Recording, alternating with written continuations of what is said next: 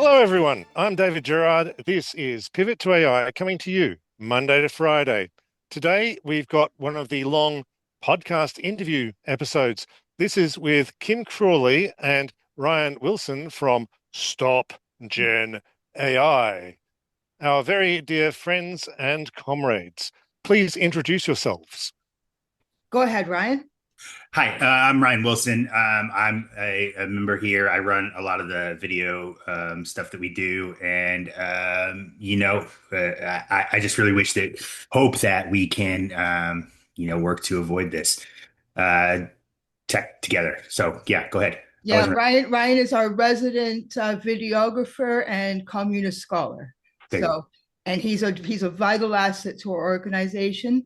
If this was a corporation, I would promote him all the way to the top. But this isn't a corporation, so that's right. We are unusually a collective. This isn't a corporation, so I'm broke. Fantastic. So that's a good question. We know now why StopGenAI is in the name, but what is StopGenAI, sorry? What is StopGenAI? It's Kim Crawley yelling at the world, but how did that happen?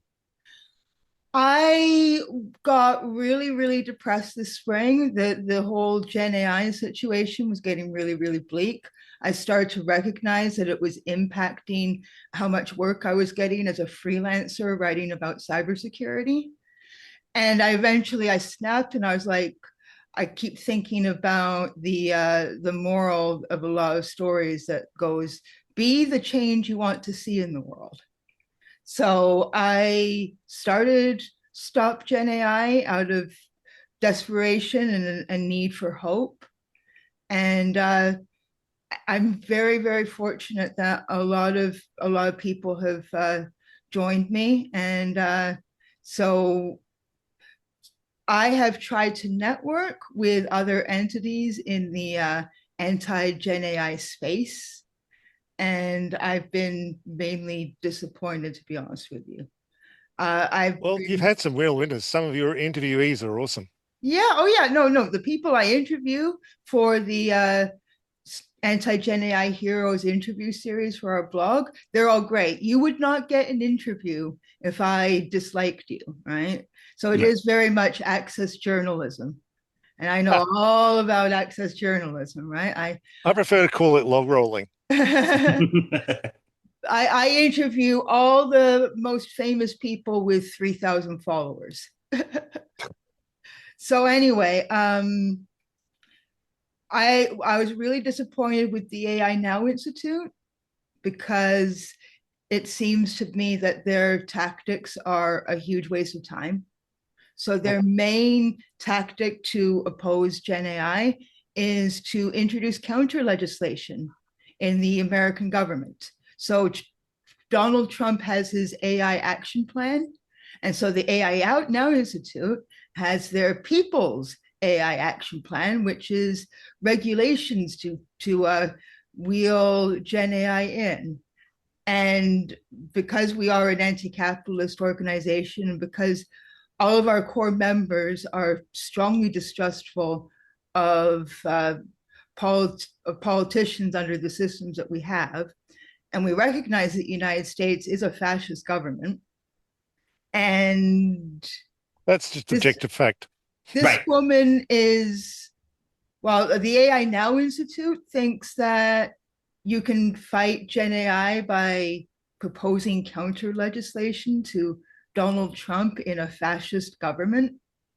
Like as if it's a good cause, but you can see a number of practical issues getting it through. Every American politician in their Congress and in their Senate who has any influence, to have any impact on this whatsoever, is receiving big fat wads of cash from OpenAI constantly. Yeah, or they own stock of some sort. Yeah. Right. So there's financial incentive for them to be pro AI. And you cannot, as we know, argue with someone whose financial incentives are to be pro a thing that thing is bad.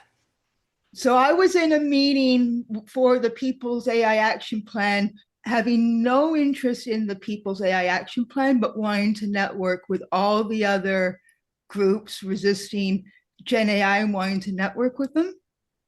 And so there was 100 different people in that Zoom meeting, each representing their own organizations. Most of the organizations were parts of American labor unions, and some of them were parts of academia and whatnot.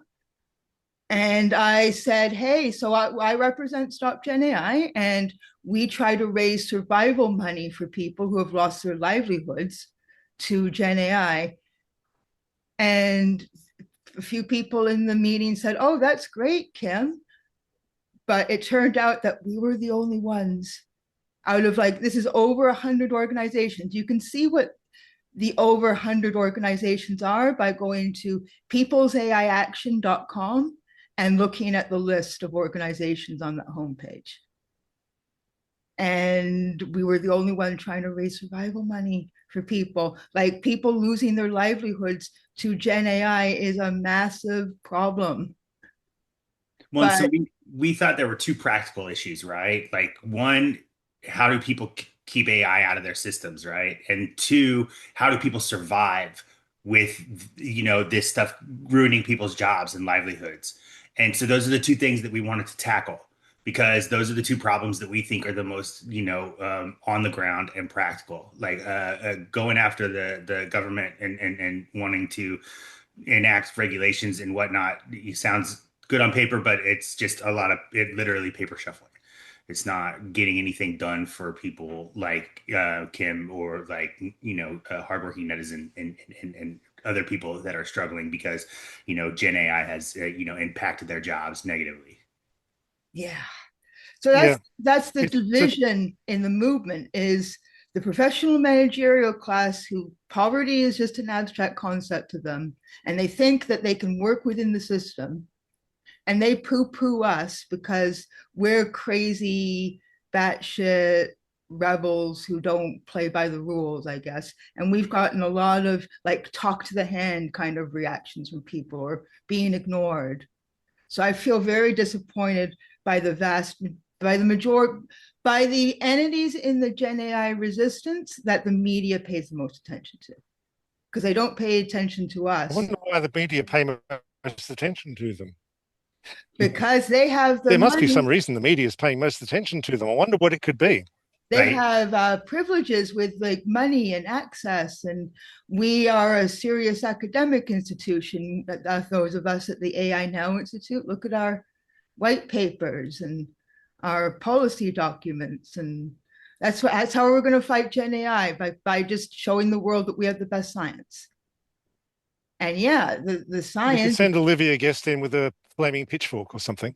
Yeah. Oh no, Olivia Guest is great. Yeah, we have she's our shared friend of both of us. And Olivia Guest has the same. She's awesome. She has a lot of the same frustrations that we have, which is, okay, you are an institution or a large organization.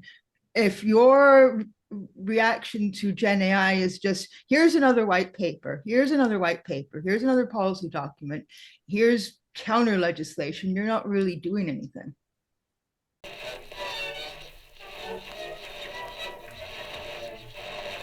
I mean, I'm more forbearing of liberal gradualism than maybe I should be, but I do try to distinguish that from what's actually going to do a thing. Well, but that's the point, right? Is that we have, we've existed over the last 250 years under liberal gradualism, and this is where it's gotten us, right? We are sitting in the centerpiece of everything that it's built up to, right? And so, the idea that we can either waste our time doing all that, like trying to fight for regulation, or we can raise money for people who are currently impacted by it negatively. We can help them eat and help make sure that, people understand that this tech isn't the tech that it's being sold as, right? And we have chosen the latter because the former, it sounds exhausting, and it doesn't help anybody right now. It really doesn't. It has the opportunity to help some people at some point with something, but what we are offering people is an opportunity to help them right now, Like, if you have lost your job because, the AI has come in and they shuffled out 25,000 people at Google, and you're one of those 25,000 people and you can't eat, like, you don't care about regulation at this point. Like, do you? Like, No. I don't know. So that's the difference. And that's the thing that we offer that other organizations in this sphere don't. I think Olivia guessed one controversial thing that we both agree on is, it's okay for an individual with little power and influence to go on social media and talk about why Gen AI is bad. That's fine. But for an organization that is supposed to be serious and academic and funded by other entities, and that's all you do is talk about how AI is bad. The COP, the COP environmentalism conferences. Yes. That is the Yeah, COP the one that is these days full of fossil fuel companies. Yeah. To the point where like the half the buildings got set on fire during their last meeting in Brazil, and like indigenous activists took over half of it. It was an absolute wild show, they did nothing. They came out the other end, and their suggestions to what we should do globally were basically kind of sit still, right? Yeah, exactly. And so, yeah, it very much is the same. And that's, I think, the point that we keep trying to make to anyone that will listen to us is that it's time to do actions. And there are actions that we can do right now. There are ways that we can flip the bird, so to speak, at AI and at tech companies that have an interest in really reshaping the world to collectively put all the resources under their own control, right? And I think another problem Cool. that Guest identifies, Right. and I think Iris Van Rouge also identifies, is if you're a formal organization and your resistance is just white papers and stuff, you can give people the feeling of something's been done about this problem because we wrote white papers saying that this is a problem. See, something was done. Same with COP. Yeah, sure. I write a lot of blog posts too. Yeah, a lot of people like the same problem with COP. It makes people think, okay, something is being done about environmentalism. And it basically they consume all the oxygen out of the air of actually fighting climate disaster, and Right. the media And will pay action, attention to them. yeah, and materially helping the people who materially need help right now, right? Yeah. So we've had a really hard Right. time with fundraising. So, okay, tell me about your backgrounds. Tell me about yourselves. I'm a cybersecurity researcher and blogger and whatnot by trade. I was a professor of enterprise cybersecurity for about a year. Oh, this is segueing into something. So what am I segueing into? So I was a professor at the Open Institute of Technology, or OPIT for short. They are a relatively new college that is completely online, and their headquarters is in Malta, partly because some of their leadership is Maltese, and partly because Malta is a very lucrative tax haven. Right? So yes, OPIT's credentials, they are accredited. So when you get a master's degree or a bachelor's degree at OPIT, it is considered internationally credible. But my year there as a professor, I really consider them to be a diploma mill. And I think a lot of these academic institutions are becoming diploma mills. So this year, I was supposed to start teaching my second semester in the middle of September. And we were told that from now on, we're supposed to process all student essays and assignments through Turnitin in order to detect if they're using Gen AI. And I was outraged, I was disgusted and horrified The idea that when people apply for online job postings now, it's the job seeker's bot, and the job seeker has a bot because they have to use a bot to overcome the bots on the other end of the job application. And so basically you got a bunch of people who need jobs, their bots going after the bots of the job, the employers, right? And that just creeps me out so much. So you got all these like resume sharing exchanges that there's no human involved, right? And then you got job interviews where there's no human involved, well, except for the human who's being job interviewed, right?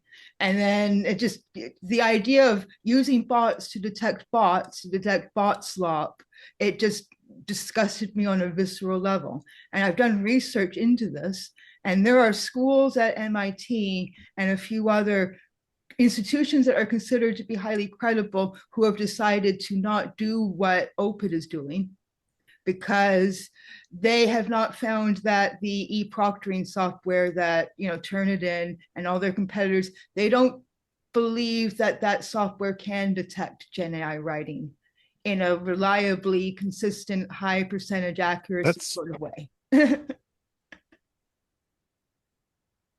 So the whole using bots to detect Gen AI writing thing is very, very controversial, even in the academic sector. And it's not like let's ask the faculty what they think about this. It just gets forced. You don't have a choice. You don't have a choice in the matter.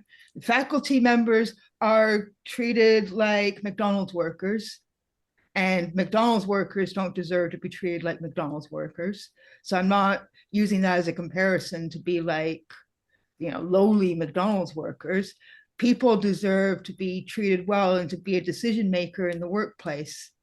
McDonald's workers, now this is where we get into Marxism. So this is where we might not see eye to eye. But a lot of the ideas behind Marxism is workers owning the means of production, which means that workers also get to decide how the workplace is run. They have workplace democracy. They can vote on how they conduct business and how they do their work and whatnot.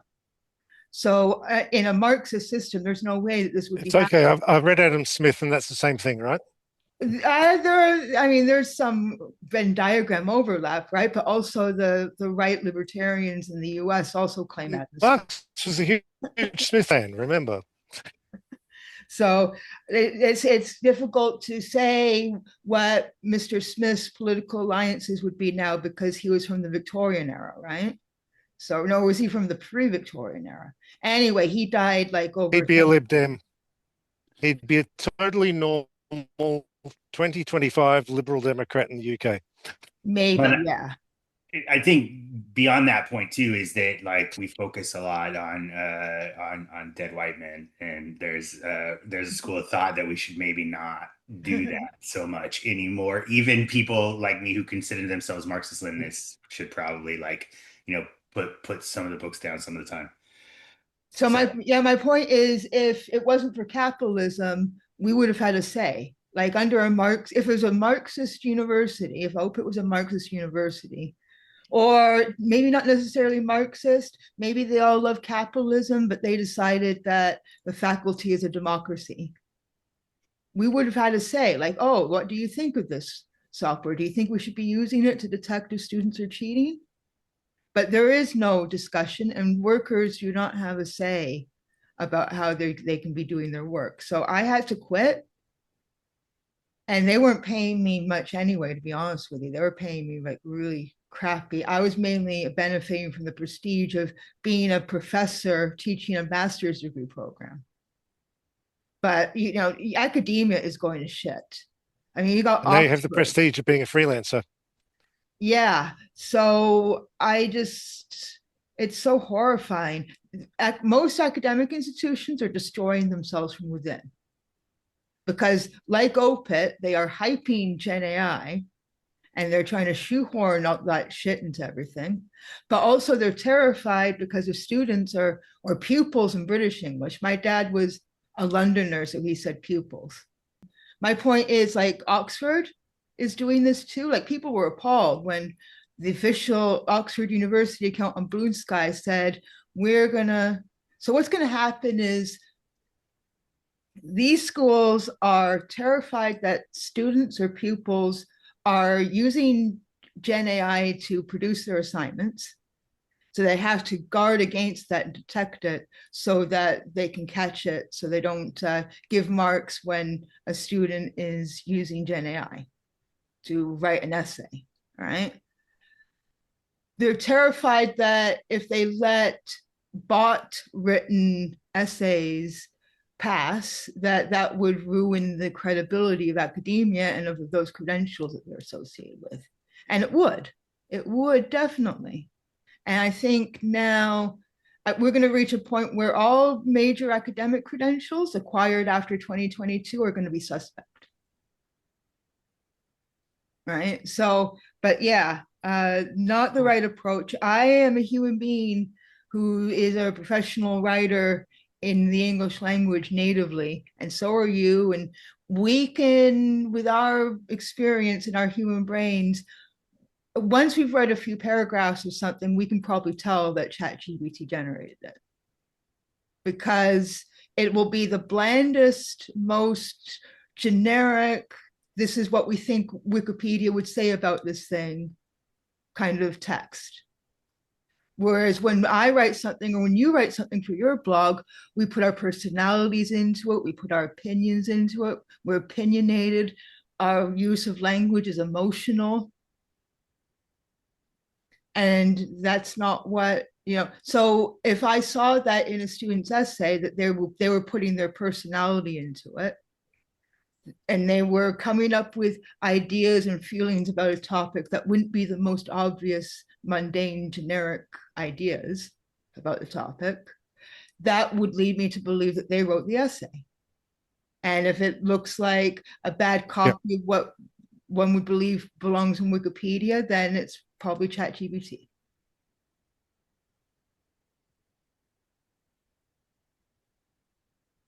I used to actually write on Wikipedia a whole lot, not so much lately. And Wikipedia has a particular style, and ChatGPT gets it wrong. Even though it's its main training material, it still doesn't do it right. It's terrible. So you are confident that, a few paragraphs in, you could detect if a student was using ChatGPT from your It's not Wikipedia. hard. I've had. Well, I think that's the overall, the bigger So anyway, case point, right? Is that these things aren't these things aren't and never were the technology that they were selling us, right? Yeah. But the school is convinced that I, as a human, or you as a human, cannot detect if a student was using ChatGPT to write an essay. But this new software that was sold to them can.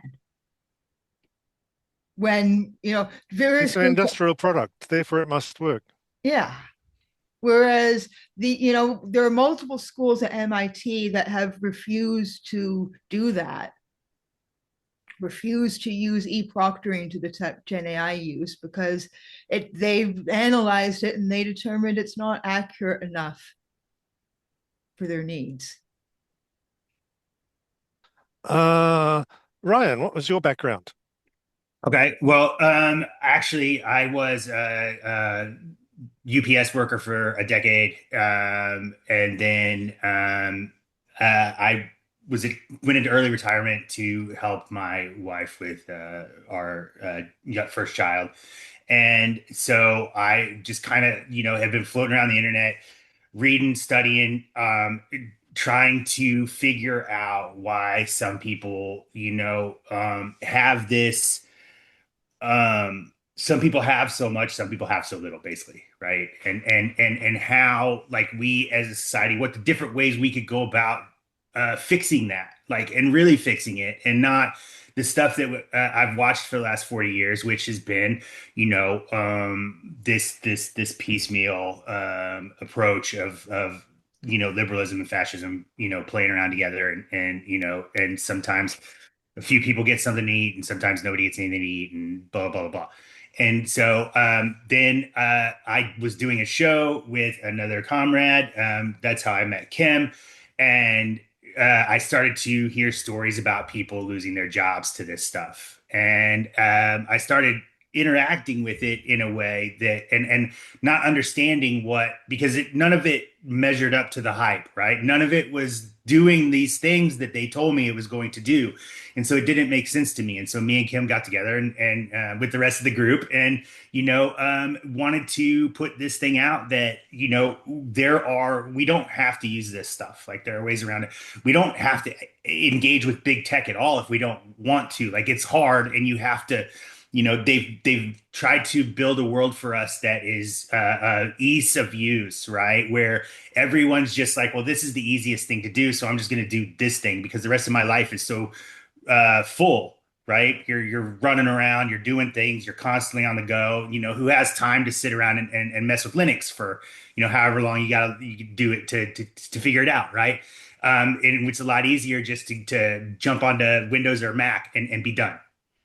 And so I wanted to help Kim get the word out that we could do this collectively, and that it's not actually that hard if we just pay attention. But the thing is that we're going to have to collectively, as a species, start paying attention to what the people in C-suites are doing, right? All of this is just one tiny little sliver of the problem. It's so annoying because I used to listen to Ed Zitron's Better Offline podcast quite a lot, and I had to eventually decide to stop listening to it because most episodes at some point he will say, no one's losing their jobs. No one is losing their jobs. And 90% of what he does is so validating and cathartic to listen to because he's actually getting emotional about Gen AI and how effed up it is, right? And so on that level, it's good. But the moment he makes the jump from Gen AI can't do the work of human beings to people aren't losing their jobs, no one is losing their jobs, that's like rubbing salt into my wound. Well, it's because it's not true. It's a technical claim because a lot of people lose their jobs because companies want to just lay everyone off, and this is the excuse. But that's not comforting when you suddenly find yourself minus your income. You don't actually care whether it was actually the AI or it's just your employer has decided they're going to go cheap it out for a year. But that's the thing is we saw the Gen AI thing just 2 years before with NFTs and crypto anyway, correct? Like, it was a version of this that they were trying to push. It's the same people. They were trying to push. Yeah. Yes. It's all of the same people pushing the same stuff. And like you were saying earlier, that it's all one big problem. You're actually right. And that's one of the things that we as a collective try to highlight, right? Is that this is all a capitalism issue. This is all a concentrated power issue. These are all these issues, all the issues that we see in society today here in the West. They're all connected to this same thing. They all have the same collection of supervillains sitting at the top, if that's what you want to call them, or stupid villains, however you want to say it, And if you're a writer, you just have to point out that Sam Altman is a crypto guy. Yeah. And he is actually a crypto guy. Credibly accused of SA by his own sister is a pretty crazy thing. Yeah. And also a lot of these guys, I hate to be like this, but you can see how creepy they are. Their presence is creepy.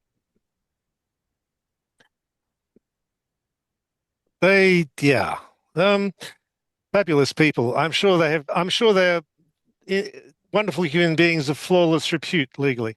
But anyway, it is, I think we're half an hour in, if I have my timings right. So we're coming up to it. Okay, in 2 sentences, Kim, what is your message to the viewers of Pivot to AI, who are just a bunch of people who are like being told, wow, I'm not crazy. AI is really that dumb. Yeah, you can live a Gen AI free life, at least on computers and phones that you own. So check out our website for tips on how to do that. And don't count on politicians or any of these other companies or anything like that to help you. We are really on our own when it comes to fighting this stuff.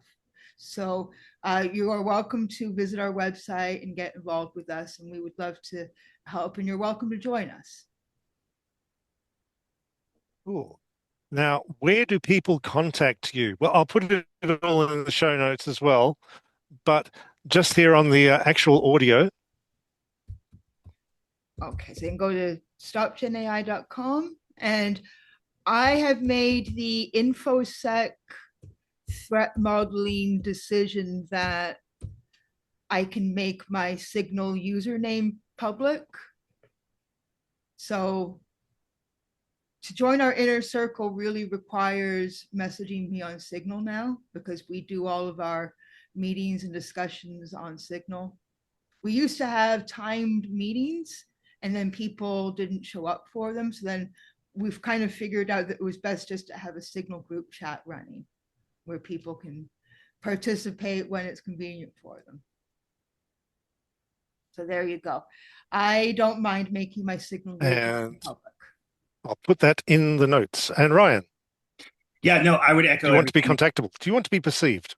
I do not. I would like for people to get in touch with Kim or get in touch with our collective individually, or that is where, because the message is the point, right? And the message should be the point. And I would hope that when you go see what we're doing at the website, that will be a really good idea of what we're about. And if you like it and you're into it, man, hit us up. Like, Kim's giving you plenty of options to get in touch with her, because she's the head of the snake. And yeah, that's it. But I really appreciate your time, man. This has been really fun. No, I just want to say, well, thank you both very much for coming on. And I'll have to do edits because this thing's glitching all over the place, and I'll see what's left on the actual tape. But thank you to Kim. Thank you to Ryan. Everyone go to stopgenai.com and Pivot to AI. I will see you all again on Monday, and bye for now.